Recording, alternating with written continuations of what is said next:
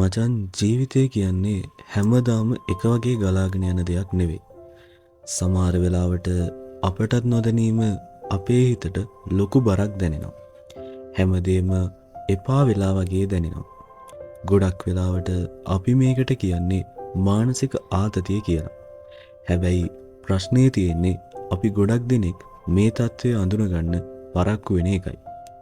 මම අද ඔයාලට කියන්නේ ඔයත් මානසික ආතතියෙන් ඉන්නවා නම් ඔයාගෙන් පේන්න තියෙන ප්‍රධාන ලක්ෂණ කිහිපයක් ගැන. අංක 1. පොඩි දෙයකටත් පීඩාවට පත්වීම. වීඩියෝ එකේ මුලින්ම කිව්වා වගේ හරිම පොඩි දෙයක් වුණත් ඒ ගැන පැය ගණන් හිතා ඉන්නවා නම් ඒක ඔබේ මානසික නිදහස නැති කරන එක ලකුණක්. එකම දේ අනවශ්‍ය විදියට හිතන එක ඔබේ සතුට උදුර ගන්නවා.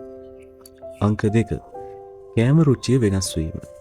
සමහර වෙලාවට ඔබට කෑම කන්න හිතෙන්නම නැති වෙන්න පුළුවන්. එහෙමත් නැත්නම් පාලනයකින් තොරව වැඩියෙන් කෑම කන්න හිතෙන්න පුළුවන්.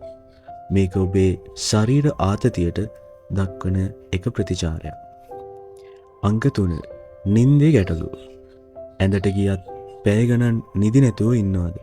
නැත්නම් රෑ මැද්දේ එකපාරටම ඇහැරිලා ආයි නිින්ද යන්නේ නැද්ද? සුවදායක නිින්දක් නැතිවීම කියන්නේ මනස ලොකු පීඩනයක ඉන්නවා කියන එකයි. අංක 4. ඉක්මනින්ම කේන්ති යාම. වෙනදා ඉවසපු පොඩි දේවල් වලටත් අද ඔයාට ඉක්මනින් කේන්ති යනවද?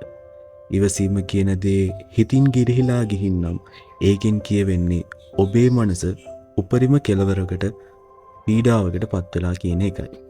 මේ කිව්ව ලක්ෂණ වලින් කීපයක් ඔයාටත් තියෙනවා නම් ඒ ගැන බය වෙන්න එපා. ඔයා කරන්න ඕන පළවෙනි දේ තමයි ඔයා මානසික ආතතියෙන් ඉන්නවා කියන එක පිළිගන්න එක. හොඳට වතුර බොන්න. ටිකක් ඇවිදින්න.